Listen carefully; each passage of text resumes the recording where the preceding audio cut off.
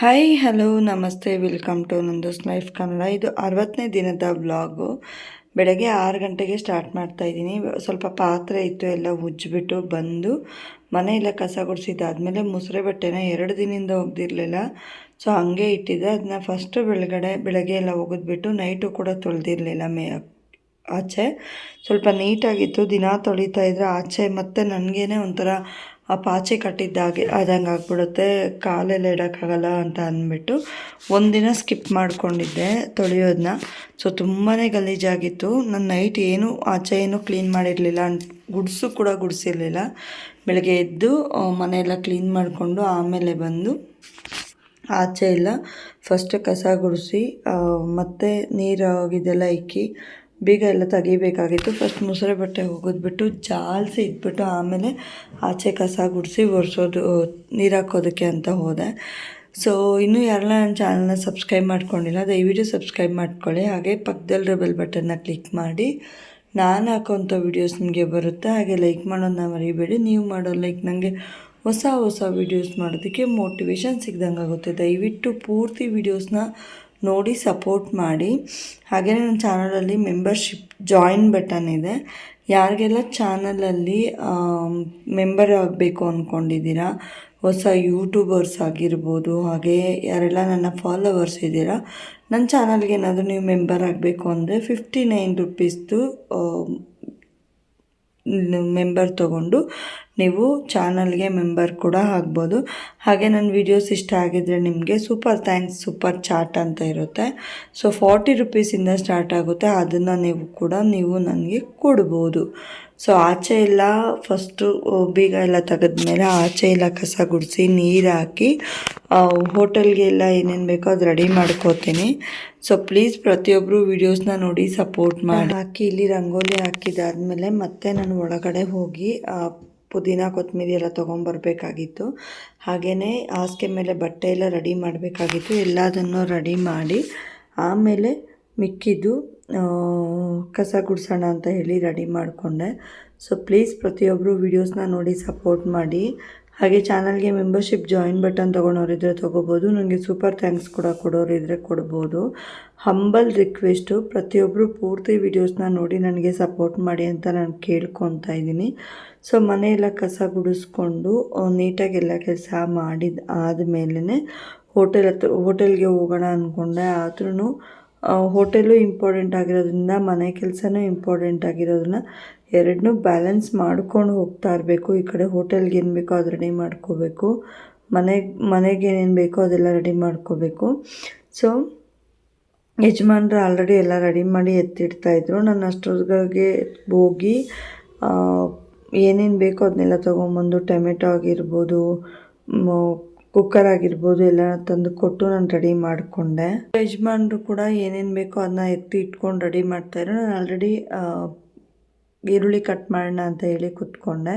So ನಮಗೆ ಯಾವಾಗಲೂ ಇರೋದೇನೇ ಕೆಲಸ. ಅದ್ರಲ್ಲಿ ನಾನು ಎಕ್ಸ್ಟ್ರಾ ಹೇಳೋದೇನೆಂದರೆ ಕಂಟೆಂಟ್ ಬಗ್ಗೆ ಆಗಿರ್ಬೋದು, ನಾನು ತಗೊಳ್ತಾ ಇರೋ ಒಂದು ವಿಚಾರದ ಬಗ್ಗೆ ನಾನು ಹೇಳ್ತೀನಿ. ದಿನ ನನಗೆ ಯಾವಾಗಲೂ ಇರುತ್ತೆ ಈ ಕೆಲಸ ಆ ಕೆಲಸ ಅಂತ. ಆದರೆ ಯೂಟ್ಯೂಬ್ ಜೊತೆ ಒಂದು ಸತಿ ನಂಟು ಬೆಳೆಸ್ಕೊಂಡ್ಮೇಲೆ ಅಲ್ಲಿಂದ ಬಿಟ್ಟು ಹೋಗೋದು ತುಂಬಾ ಕಷ್ಟ. ಎಷ್ಟೇ ಕಷ್ಟ ಇದ್ದರೆ ಕೂಡ ಅದರಿಂದ ನಾನು ಈಚೆ ಬರಬೇಕು, ಏನಾದರೂ ಒಂದು ಸಾಧನೆ ಮಾಡಬೇಕು, ಒಂದು ಅಚೀವ್ ಮಾಡಬೇಕು ಅನ್ನೋದು ನನ್ನ ದೊಡ್ಡ ಕನಸು. 11 ಗಂಟೆ ಆದರೆ ಕೂಡ ಕೂತ್ಕೊಂಡು ವಿಡಿಯೋಸ್ ಎಡಿಟ್ ಮಾಡಿ ನನಗೇನು ಬೇಕೋ ಅದನ್ನೆಲ್ಲ ರೆಡಿ ಮಾಡಿಕೊಂಡು ವಿಡಿಯೋಸ್ ಹಾಕೋದೊಂದು ಅಷ್ಟು ಕಷ್ಟ ಅಲ್ಲ. ಯಾಕಂದರೆ ಈಗ ಕೂಡ 10:45 11 ಗಂಟೆ ಆಗ್ತಿದೆ. ಆದರೂ ವಿಡಿಯೋ ಮಾಡ್ಕೋಬೇಕು, ನಾಳೆಗೆ ರೆಡಿ ಇರಬೇಕು ಅಂತ ಹೇಳಿ ಕಣ್ಣು ನಿದ್ದೆ ಬರ್ತಾಯಿದ್ರೆ ಕೂಡ ಎಷ್ಟೇ ಕಷ್ಟ ಆದರೂ ಪರವಾಗಿಲ್ಲ ಅಂತ ಹೇಳಿ ನಾನು ಯೂಟ್ಯೂಬ್ಗಿಂದ ಏನಾದರೂ ಮಾಡೋಣ ಅಂತ ಹೇಳಿ ಕೂತ್ಕೊಂಡಿದ್ದೀನಿ. ಮತ್ತೊಮ್ಮೆ ಅಪ್ಪ ಅಮ್ಮನ ಮಡಲಲ್ಲಿ ಮಗುವಾಗುವ ಆಸೆ.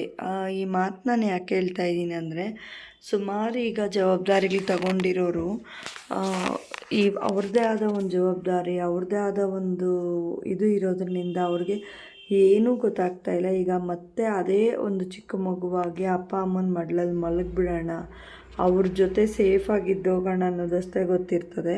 ಸೊ ಏನಾದರೂ ಅಪ್ಪ ಫಾಸ್ಟ್ ಆಗಿರ್ಬೋದು, ಅಮ್ಮ ಫಾಸ್ಟ್ ಆಗಿರೋದು ಅಂಥದ್ದೇನಾದರೂ ಒಂದು ಸಿಚುವೇಶನ್ ಅವ್ರಿಗೆ ಕಂಡು ಬಂದಾಗ ಅವರು ನಿಮಗೆ ಏನು ಬೇಕು ಅಂತ ಕೇಳಿದಾಗ ಅವ್ರು ಹೇಳೋದು ಒಂದೇ ಮಾತು, ಇವಾಗ ಏನಾದರೂ ನಮ್ಮ ಅಪ್ಪನಾಗಲಿ ನಮ್ಮ ಅಮ್ಮನಾಗಲಿ ಆಚೆ ಕರ್ಕೊಳ್ಳೋ ಒಂದು ಅವಕಾಶ ಕೊಟ್ಟರೆ ನಾವು ಖಂಡಿತವಾಗ್ಲೂ ಅವ್ರನ್ನ ಯಾರು ನಮಗೆ ತುಂಬಾ ಇಷ್ಟನೋ ಅವ್ರನ್ನ ನಾವು ವಾಪಸ್ ಕರ್ಕೊತೀವಿ ಅಂತಲೇ ಹೇಳ್ತಾರೆ.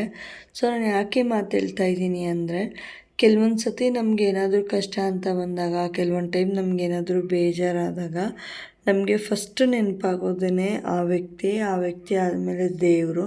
ಸೊ ಅವಾಗ ಅನಿಸುತ್ತೆ ನಮಗೆ, ಸೊ ಇದ್ದಿದ್ದರೆ ಇವತ್ತಲ್ಲ ನಾಳೆ ನಾವು ಕೂಡ ಚೆನ್ನಾಗಿರ್ತಿದ್ವೇನೋ, ನಾವು ಚೆನ್ನಾಗಿ ಇದು ಮಾಡ್ತಿದ್ವೇನೋ ಅಂತ ಖಂಡಿತವಾಗ್ಲೂ ಅನಿಸುತ್ತೆ. ಸೊ ಇನ್ನು ನಾನು ಎಣ್ಣೆ ಎಲ್ಲ ಎತ್ಕೊಂಡೋಗಿ ಒಳಗಡೆ ಇಟ್ಟೆ. ಎಣ್ಣೆ ಎಲ್ಲ ಬಸ್ಕೊಂಡಿದ್ವಿ, ಎಣ್ಣೆ ಎಲ್ಲ ಎತ್ಕೊಂಡೋಗಿ ಒಳಗಡೆ ಇಟ್ಟೆ. ಆಮೇಲೆ ಮನೆ ಒರೆಸ್ಬೇಕಾಗಿತ್ತು. ಹೋಗಿ ಮನೆ ಎಲ್ಲ ಒರೆಸ್ಕೊಂಡು ಟೊಮೆಟೊನ ರುಬ್ಬಿ ಕೊಟ್ಬಿಟ್ಟು ಕೈಗೆ, ಸರಿ ನೀವು ಇನ್ನು ಮಾಡ್ತಾಯಿರಿ ನಾನು ಬರ್ತೀನಿ ಅಂತ ಹೇಳಿ ಟೀ ಎಲ್ಲ ಇಟ್ಕೊಂಡು ರೆಡಿ ಮಾಡಿಕೊಂಡೆ. ಇನ್ನು ಮಧ್ಯಾಹ್ನಕ್ಕೆ ಏನಪ್ಪ ಅಡುಗೆ ಅಂತ ಹೇಳಿದ್ರೆ, ಏನು ಅಡುಗೆ ಮಾಡೋದು ಅಂತ ಕೇಳಿದೆ. ಸೊ ಹೇಳಿದ್ರು ಇಂಥದ್ದು ಮಾಡು ಅಂತ. ಇನ್ನೊಂದೇನು ಅಂದರೆ, ನನಗೆ ತುಂಬ ಬೇಜಾರಾಗ್ತಾಯಿತ್ತು ಇವತ್ತು. ಯಾವುದೇ ಕೆಲಸ ಮಾಡೋಕ್ಕೆ ಇಂಟ್ರೆಸ್ಟ್ ಇರಲಿಲ್ಲ, ಹಾಗೆ ಏನೂ ಮಾಡೋದಕ್ಕೆ ನನ್ನ ಕೈಯಲ್ಲಿ ಆಗಲೂ ಇಲ್ಲ.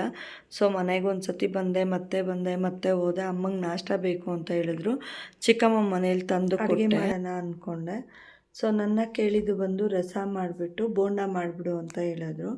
ಮನೇಲಿ ಏನೂ ಇರಲಿಲ್ಲ, ಅದಕ್ಕೆ ಚಿಕ್ಕಮ್ಮ ಮನೆಗೆ ಹೋಗಿ ಕಡಲೆ ಹಿಟ್ಟು ತೊಗೊಂಡೆ, ಮೆಣಸಿನ್ಕಾಯಿ ಏನೇನು ಬೇಕೋ ಅದನ್ನೆಲ್ಲ ತೊಗೊಂಡೆ, ಹುಣಸೆಹಣ್ಣು, ಜೀರಿಗೆ ಎಲ್ಲ ತೊಗೊಂಬಂದು ಇಟ್ಟೆ. ಮಾಮೂಲಿ ಟೊಮೆಟೊ ಎಲ್ಲ ನೀಟಾಗಿ ಆಫ್ ನೋಡಿ ಹುಳ ಇರುತ್ತೆ ಅಂದ್ಬಿಟ್ಟು ಆಫ್ ನೋಡಿ ರಸಕ್ಕೆ ರೆಡಿ ಮಾಡಿಕೊಂಡೆ. ರಸ ಆದಮೇಲೆ ಬೋಂಡಾಗಿ ಈರುಳ್ಳಿ, ಹಸಿಮೆಣ್ಸಿನ್ಕಾಯಿ, ಪುದೀನ, ಕೊತ್ತಂಬರಿ, ಸ್ವಲ್ಪ ಸೋಡಾ, ಉಪ್ಪು, ಖಾರ ಪುಡಿ ಇಷ್ಟೇ ಹಾಕಿದ್ದು, ಬೇರೆ ಏನೇನು ಎಕ್ಸ್ಟ್ರಾ ಸೇರಿಸಿಲ್ಲ. ತುಂಬಾ ಚೆನ್ನಾಗಿತ್ತು, ರುಚಿಯಾಗಿತ್ತು. ಬೋಂಡ ತಿನ್ನೋದಕ್ಕಂತೂ ಎಷ್ಟು ರುಚಿಯಾಗಿತ್ತು ಅಂತೀರಾ. ಸೊ ಅಷ್ಟು ಚೆನ್ನಾಗಿತ್ತು. ಸೊ ಇದನ್ನು ರೆಡಿ ಮಾಡಿಕೊಂಡು ನಾನು ಊಟ ಮಾಡೋಷ್ಟರೊಳಗಾಗಿ 3:30ಗೆ ನನ್ನ ತಂಗಿ ಮಗಳು ಬಂದಿದ್ಲು. ಅವಳಿಗೆ ತಿನ್ನು ಅಂದರೆ ಬೇಡ ಅಂದ್ಲು. ಸರಿ ಅಂದ್ಬಿಟ್ಟು ನಾನು ಊಟ ಮಾಡಿಬಿಟ್ಟು ಸ್ವಲ್ಪ ಹೊತ್ತು ರೆಸ್ಟ್ ಮಾಡಿ ಸ್ಕೂಲ್ ಹತ್ರ ಹೋದೆ. ಇಲ್ಲಿ ಒಂದೊಂದನ್ನು ರೆಡಿ ಮಾಡ್ಕೊತಾ ಇದ್ದೆ. ರಸಕ್ಕೆ ಕೂಡ ಈರುಳ್ಳಿ, ಬೆಳ್ಳುಳ್ಳಿ ಎಲ್ಲ ರೆಡಿ ಮಾಡಿ ಇಟ್ಕೊಂಡೆ, ಹಸಿಮೆಣ್ಸಿನ್ಕಾಯಿ ಎಲ್ಲ. ಸೊ ದಿನ ಅದೇ ಕೆಲಸ, ನಾನು ಮುಂಚೆನೇ ಹೇಳ್ದಂಗೆ ದಿನ ನಂದು ಅದೇ ಕೆಲಸ. ಆದರೂ ಮಾಡ್ತಾ ಇರಬೇಕು, ಡೈಲಿ ಅದೇ ಕೆಲಸ. ಪಾತ್ರೆ ಉಜ್ಜಬೇಕಾಗಿತ್ತು. ಸೊ ನಾನು ಏನೇನು ಬೇಕೋ ಅದನ್ನೆಲ್ಲ ಮಾಡಿಕೊಂಡು ನನ್ನ ಕೆಲಸ ಮುಗಿಸ್ತಾ ಇದ್ದೀನಿ. ದಯವಿಟ್ಟು ಯಾರೆಲ್ಲ ನನ್ನ ಚಾನಲ್ನ ಸಬ್ಸ್ಕ್ರೈಬ್ ಮಾಡ್ಕೊಂಡಿಲ್ಲ, ಪ್ಲೀಸ್ ಸಬ್ಸ್ಕ್ರೈಬ್ ಮಾಡ್ಕೊಳ್ಳಿ. ಹಾಗೆ ಪಕ್ಕದಲ್ಲಿರೋ ಬೆಲ್ ಬಟನ್ನ ಕ್ಲಿಕ್ ಮಾಡಿ. ನಾನು ಹಾಕೋಂಥ ವಿಡಿಯೋಸ್ ನಿಮಗೆ ಬರುತ್ತೆ. ಹಾಗೆ ಲೈಕ್ ಮಾಡೋದನ್ನ ಮರಿಬೇಡಿ. ನೀವು ಮಾಡೋ ಲೈಕ್ ನನಗೆ ಹೊಸ ವಿಡಿಯೋಸ್ ಮಾಡೋದಕ್ಕೆ ಮೋಟಿವೇಶನ್ ಸಿಕ್ದಂಗೆ ಆಗುತ್ತೆ. ದಯವಿಟ್ಟು ಪೂರ್ತಿ ವಿಡಿಯೋಸ್ನ ನೋಡಿ ಸಪೋರ್ಟ್ ಮಾಡಿ. ತುಂಬ ಕಷ್ಟಪಟ್ಟು ವಿಡಿಯೋಸ್ನ ಮಾಡ್ತಾಯಿದ್ದೀನಿ. ಬಟ್ಟೆ ವಾಶ್ ಮಾಡಬೇಕಾಗಿತ್ತು, ಜಾಸ್ತಿನೇ ಇತ್ತು ಬಟ್ಟೆ. ಸೊ ಬಟ್ಟೆ ಎಲ್ಲ ವಾಶ್ ಮಾಡ್ಬಿಟ್ಟು ಬಂದು ಸಾಕಾಯಿತು. ಒಂದು 5 ನಿಮಿಷ ಹಂಗೆ ಮಲಗಿದ್ದು ಮತ್ತೆ ಎದ್ದು ಬಂದೆ. ರೂಮ್ ಒರೆಸ್ದೆ, ಆಚೆ ತೊಳೆದೆ, ಎಲ್ಲ ಕೆಲಸನೂ ಮಾಡಿ ಆಯಿತು. ಇನ್ನು ಇಲ್ಲೆಲ್ಲ ತೊಳೆದು ಒರೆಸಿ ಎಲ್ಲ ಕ್ಲೀನ್ ಮಾಡಿಬಿಟ್ಟು ಒಳಗಡೆ ಹೋಗೋದೇನೆ. ಸೊ ನಾನು ಆಗಲೇ ಹೇಳ್ದಂಗೆ ಮತ್ತೆ ಒಂದು ಸತಿ ಅವಕಾಶ ಸಿಕ್ಕಿದ್ರೆ ಚಿಕ್ಕ ಮಗುವಾಗುವ ಆಸೆ ಅಂತ ನನಗಂತೂ ತುಂಬ ಆಸೆ. ಯಾಕಂದರೆ ಅವಾಗ ಯಾವುದೇ ರೀತಿ ಒಂದು ಸಣ್ಣ ಪುಟ್ಟ ಒಂದು ಚೇಂಜಸ್ ಇರೋದಿಲ್ಲ. ನಾವೇನು ಮಾಡಿದ್ರೂ ಆರಾಮಾಗಿರುತ್ತೆ. ಯಾರೋ ಅಡುಗೆ ಮಾಡ್ತಾರೆ, ಯಾರೋ ತಿನ್ನಿಸ್ತಾರೆ, ನಮ್ಮನ್ನು ಯಾರೋ ಬೆಳೆಸ್ತಾರೆ. ಸೊ ಆ ಥರ ನಾವು ಮಕ್ಕಳಾಗಿದ್ದೋಗಿರ್ತೀವಿ. ನಮ್ಗೆ ಯಾವುದೇ ರೀತಿ ಜವಾಬ್ದಾರಿಗಳಿರೋದಿಲ್ಲ, ಮನಸ್ತಾಪಗಳಿರೋದಿಲ್ಲ, ಯಾರ ಜೊತೆನೂ ಕಿತ್ತಾಡ್ತೀವಿ, ಹೊಡೆದಾಡ್ತೀವಿ ಅನ್ನೋದಿಲ್ಲ. ಸೊ ಇದೆಲ್ಲ ಇದ್ದಾಗ ನಮಗೆ ಏನಾಗುತ್ತೆ ಅಂದರೆ, ಆಗಿನ ಕಾಲದಲ್ಲೇ ನಾವು ಇರಬೇಕಿತ್ತು. ಏನಕ್ಕಾದರೂ ದೊಡ್ಡವರಾದವು, ಏನಕ್ಕಾದರೂ ನಾವು ಜವಾಬ್ದಾರಿಗಳನ್ನ ವಹಿಸ್ಕೊಂಡಿದ್ದೀವೋ ಅಂತ ಅನಿಸೋದಂತೂ ಪಕ್ಕ. ಬಟ್ ಅದನ್ನೆಲ್ಲ ಮೀರಿ ಆ ಜವಾಬ್ದಾರಿಗಳನ್ನೆಲ್ಲ ತಗೊಂಡು ಜೀವನದಲ್ಲಿ ಏನಾದರೂ ಒಂದು ಮಾಡಲೇಬೇಕು. ಯಾವತ್ತೂ ಕುಗ್ಗಬಾರ್ದು. ಎಷ್ಟೇ ವಯಸ್ಸಾದರೂ ಕೂಡ ಆ ವಯಸ್ಸು ಒಂದು ನಂಬರ್ಸ್ ಅಷ್ಟೇ. ಆ ವಯಸ್ಸಿಗೆ ಯಾವುದೇ ರೀತಿ ಇದಿಲ್ಲ ಅನ್ನೋದನ್ನ ತೋರಿಸ್ಕೊಡ್ಬೇಕು. ಸೊ ನಾನು ತುಂಬ ಗಾಡ್ನ ಪ್ರೇಯರ್ ಮಾಡ್ತೀನಿ. ಯಾಕೆ ಅಂದರೆ, ನಾನು ಒಂದು ಸಾಯೋ ಅಷ್ಟರೊಳಗಾಗಿ ಏನಾದರೂ ಒಂದು ಮಾಡಬೇಕು. ನನ್ನ ಹೆಸರನ್ನ ಯಾರಾದರೂ 4 ಜನ ಹೇಳಬೇಕು, ಒಳ್ಳೆಯವಳು ಅಂತ, ಇಲ್ಲ ಇಂಥದ್ದೇನೋ ಒಂದು ಸಾಧನೆ ಮಾಡಿದ್ಲು ಅಂತ ಅವ್ರ ಬಾಯಲ್ಲೇ ಹೇಳಿಸ್ಕೋಬೇಕು ಅಂತ ತುಂಬ ಆಸೆ. ಸೊ ಇನ್ನೆಲ್ಲ ಮಾಡಿದ್ಮೇಲೆ ಪ್ಲ್ಯಾನ್ ಮಾಡ್ಕೊಂಡಿದ್ದೆ, ಇನ್ನೇನು ಅಡುಗೆಪ್ಪ ಮಾಡೋದು ಅಂತ ಹೇಳಿ ಅಂದ್ಕೊಳ್ಳೋಷ್ಟರೊಳಗಾಗಿ ಹೆಸರುಬೇಳೆ ಸಾಂಬಾರು ಮಾಡಿ ಅನ್ನ ಮಾಡೋಣ ಅಂತ ಅಂದ್ಕೊಂಡೆ. ಅನ್ನ ಮುದ್ದೆ ಅಕ್ಕಿ ಇಟ್ಟೆ, ಹೆಸರುಬೇಳೆ ಸಾರಿಗಿಟ್ಟೆ, ಆಚೆ ತೊಳೆದಿದ್ದಾಯಿತು, ಕ್ಲೀನ್ ಮಾಡಿದ್ದಾಯಿತು. ಎಲ್ಲನೂ ಆದಮೇಲೆ ಒಳಗಡೆ ಹೋಗ್ಬಿಟ್ಟು ಒಂದು ಕಡೆ ಅಕ್ಕಿಗಿಟ್ಟೆ, ಒಂದು ಕಡೆ ಸಾಂಬಾರಿಗಿಟ್ಟೆ. ಸೊ ಅದ್ರ ಪಾಡ್ಗೆ ಅದು ರೆಡಿ ಆಗ್ತಾ ಇರೋದೆ. ಸಣ್ಣ ಪಾತ್ರೆ ಉಜ್ಕೊಬೇಕು, ಗ್ಯಾಸ್ ಕ್ಲೀನ್ ಮಾಡ್ಕೊಬೇಕು. ನನ್ನ ಕೈಯಲ್ಲಿ ಏನೆಲ್ಲ ಆಗುತ್ತೆ, ನನ್ನ ಎಷ್ಟು ನನ್ನ ಕೈಯಲ್ಲಿ ಸಾಧ್ಯನೋ ಅಷ್ಟು ನಾನು ಪ್ರತಿಯೊಂದು ಮಾಡ್ಕೋತಾ ಇದ್ದೀನಿ. ಸೊ ಪ್ಲೀಸ್ ದಯವಿಟ್ಟು ಪೂರ್ತಿ ವೀಡಿಯೋಸ್ನ ನೋಡಿ ಸಪೋರ್ಟ್ ಮಾಡಿ. ತುಂಬ ಕಷ್ಟಪಟ್ಟು ನಾನು ವೀಡಿಯೋಸ್ ಮಾಡ್ತಾ ಇರೋದು. ಪ್ಲೀಸ್ ಪ್ಲೀಸ್ ಪ್ಲೀಸ್ ಪ್ಲೀಸ್ ದಯವಿಟ್ಟು ಪೂರ್ತಿ ವೀಡಿಯೋಸ್ನ ನೋಡಿ ಸಪೋರ್ಟ್ ಮಾಡಿ. ಇನ್ನು ಮುಸುರೆ ಬಟ್ಟೆ ಹಂಗೆ ಇತ್ತು, ಇಟ್ಟೆ. ಇಲ್ಲಿ ಹೋದೆ ಸಾಂಬಾರಿಗಿಟ್ಟೆ. ಮಾಮೂಲಿ ಹೆಸರುಬೇಳೆ ಸಾಂಬಾರು. ಹೆಸರುಬೇಳೆ ಸಾಂಬಾರಿಗೆ ಹೆಸರುಬೇಳೆ, ಟಮಾಟ, ಈರುಳ್ಳಿ, ಹಸಿಮೆಣ್ಸಿನ್ಕಾಯಿ, ಉಪ್ಪು ಹಾಕ್ಬಿಟ್ಟು ಬೇಯಿಸ್ಕೊಂಡೆ ಒಂದು ವಿಸಿಲು. ಇನ್ನು ಸ್ವಲ್ಪ ನುಣ್ಣಗೆ ಅನ್ನೋರು 2 ವಿಸಿಲ್ ಹಾಕ್ಸ್ಕೊಳ್ಳಿ. ಅದಾದಮೇಲೆ ಅನ್ನ ಮಾಡೋಕ್ಕೆ ಇಡೋಣ ಅಂದ್ಬಿಟ್ಟು ಕೈ ಗಾಯ ಆಗಿರೋದ್ರಿಂದ ಊಟ ತಿನ್ನೋಕ್ಕಾಗಿರಲಿಲ್ಲ, ಹೊಟ್ಟೆ ಹಸಿತಾಯಿತು ಅಂದ್ಬಿಟ್ಟು ಇರೋ ಅನ್ನನ ಸ್ವಲ್ಪ ಬಟ್ಲಿಗೆ ಹಾಕಿ ಆಮೇಲೆ ಅದನ್ನ ತಿನ್ನೋಣ ಅಂತ ಹೇಳಿ ಅಂದ್ಕೊಂಡೆ. ಅಷ್ಟರೊಳಗಾಗಿ ಮಗಳು ಬಂದು ಅಂದ್ಲು. ನಾನು ಹೇಳಿದೆ, ನಾನು ನಿಮ್ಮ ಅಜ್ಜಿ ಎಲ್ಲ ಪ್ರತಿಯೊಂದಕ್ಕೂ ಭಯ ಬೀಳೋದಕ್ಕೆ, ಸೊ ನೀನು ನನ್ನ ಭಯ ಹಿಡಿಸ್ಬೇಡ ಅಂತ ಹೇಳಿ ಅವಳಿಗೆ ಹೇಳಿ ನನ್ನ ಕೆಲಸ ಡೈಲಿ ರೊಟೀನ್ ಇದೆ ಅಲ್ವಾ, ಆ ಕೆಲಸ ಮಾಡು ಈ ಕೆಲಸ ಮಾಡು ಅಂತ. ಸೊ ಇದನ್ನು ಮಾಡ್ತಾಯಿದ್ದೀನಿ. ಆ್ಯಂಡ್ ದೊಡ್ಡವರು ಚಿಕ್ಕಿನ ಅಪ್ಪ ಅಮ್ಮನ ಮಡಲಲ್ಲಿ ಮತ್ತೆ ಅದೇ ಥರ ಮಲಗೋ ಆಸೆ ಅಂತ ಹೇಳಿದ್ದಕ್ಕೆ. ಸೊ ಅವಾಗ ಅವ್ರಿಗೆ ಒಂದು ಪ್ರೀತಿ ವಿಶ್ವಾಸ ಇರುತ್ತೆ, ಬಟ್ ಇವಾಗೂ ಇರುತ್ತೆ. ಆದರೂ ಚಿಕ್ಕವರಾಗಿರ್ಬೇಕಾದ್ರೆ ನೋಡ್ಕೊಂಡ ರೀತಿ ದೊಡ್ಡವರಾದ್ಮೇಲೆ ಅವ್ರಿಗೆ ಮಕ್ಕಳು, ಒಂದು ಸಂಸಾರ ಅನ್ನೋದಾದಮೇಲೆ ಅಷ್ಟೊಂದೇನು ಅವ್ರ ಜವಾಬ್ದಾರಿಗಳೇನು ಮಕ್ಕಳು ತೊಗೊಳ್ಳಲ್ಲ. ನಿಮ್ಮ ಗಂಡ ಇಲ್ವಾ, ನಿಮ್ಮ ಮನೆಯವರು ಇಲ್ವಾ ಅಂತಲೇ ಹೇಳ್ತಾರೆ. ಸೊ ಆದರೂ ಯಾರಿರಲಿ ಯಾರಿಲ್ಲದೆ ಹೋಗಲಿ, ನಮ್ಮ ಲೈಫ್ನ ನಾವು ಲೀಡ್ ಮಾಡಬೇಕು. ನಮ್ಮ ಜೀವನದಲ್ಲಿ ನಾವೇನಾದರೂ ಮಾಡಬೇಕು ಅನ್ನೋದು ನನ್ನ ಒಂದು ತುಂಬ ದಿನದ ಆಸೆ. ಯಾರ ಮುಂದೆನೂ ತಲೆ ತಗ್ಗಿಸ್ಬಾರ್ದು. ಆ್ಯಂಡ್ ಯಾರೂ ನಮ್ಮನ್ನು ನೀವು ಹಾಗೆ ಹೀಗೆ ಅನ್ನಬಾರ್ದು. ಇದನ್ನೆಲ್ಲದನ್ನೂ ಮುಂದೆ ಸಾಗಿಸ್ಕೊಂಡು ಹೋಗೋದೇ ಜೀವನ.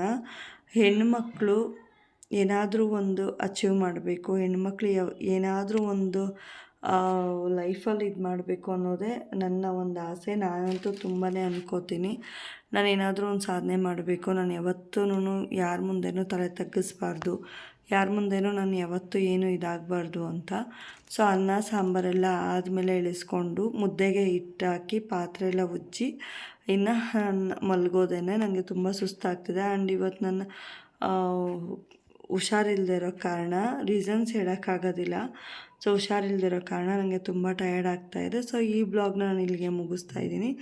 ದಯವಿಟ್ಟು ನನ್ನ ಪೂರ್ತಿ ವೀಡಿಯೋಸ್ನ ನೋಡಿ ನನಗೆ ಸಪೋರ್ಟ್ ಮಾಡಿ. Thank you so much. ನನ್ನ ಡೈಲಿ ವ್ಲಾಗ್ಸ್ನ ಹೀಗೆ ನೋಡಿ ನನಗೆ ಸಪೋರ್ಟ್ ಮಾಡ್ತಾಯಿರಿ. ಪ್ಲೀಸ್ ಪ್ಲೀಸ್ ಪ್ಲೀಸ್ ಸಪೋರ್ಟ್ ಮಾಡಿ ಅಂತ ಕೇಳ್ಕೊಳ್ತಾ ಇದ್ದೀನಿ. ಡೈಲಿ ವ್ಲಾಗ್ಸ್ ಜೊತೆ ಹೀಗೆ ಸಿಗ್ತಾ ಇರ್ತೀನಿ. Thank you so much. Love you all. Bye bye. ಇನ್ನು ಡೈಲಿ ರೊಟೀನ್ಸಲ್ಲಿ ತೋರಿಸೋ ಅಂಥದ್ದು ಏನೂ ಇರೋದಿಲ್ಲ, ಯಾಕಂದರೆ ಅದೇ ಕೆಲಸನೇ, ಅದೇ ಮಾಮೂಲಿ ಅಡುಗೆನೇ ಮಾಡ್ಕೊತಾ ಇರೋದು. ಸೊ ಹಾಗಾಗಿ ನಾನು ಡೈಲಿ ರೊಟೀನ್ಸಲ್ಲಿ ಏನು ಜಾಸ್ತಿ ತೋರಿಸೋ ಅಂಥದ್ದಿಲ್ಲ ಅಂದ್ಬಿಟ್ಟು ಏನೇನು ನನ್ನ ಕೆಲಸ ಡೈಲಿ ರೊಟೀನ್ ಇರುತ್ತೆ ಅದು ಇರುತ್ತೆ. ಆ್ಯಂಡ್ ನನ್ನ ಮಾತು ಅಂದರೆ ನನ್ನ ಏನು ಹೇಳಬೇಕು ಅಂತ ಇರ್ತೀನಿ ಅದನ್ನು ನಿಮ್ಮ ಮುಂದೆ ಶೇರ್ ಮಾಡ್ತಾ ಇರ್ತೀನಿ. ಸೊ ನನ್ನ ಡೈಲಿ ರೊಟೀನ್ಸಲ್ಲಿ ಚೇಂಜಸ್ ಇಲ್ಲ. ಆಚೆ ಹೋಗಲ್ಲ ನಾನು, ಹೋಟೆಲ್ಲು ಮನೆ ಇಷ್ಟೇ ನನ್ನ ಜೀವನ. ನನ್ನ ಜೀವನದಲ್ಲಿ ನನಗೆ ಏನೇನೆಲ್ಲ ಇದಿದೆ, ನನ್ನ ಆಸೆ ಆಕಾಂಕ್ಷೆಗಳನ್ನೆಲ್ಲ ಈ ವಿಡಿಯೋಗಳಿಂದ ತೀರಿಸ್ಕೊಬೇಕು ಅನ್ನೋದು. ದಯವಿಟ್ಟು ಪೂರ್ತಿ ವೀಡಿಯೋಸ್ನ ನೋಡಿ ಸಪೋರ್ಟ್ ಮಾಡಿ. ಡೈಲಿ ಇದೇ ಥರ ವ್ಲಾಗ್ಸ್ ಜೊತೆ ಸಿಗ್ತಾ ಇರ್ತೀನಿ. Thank you.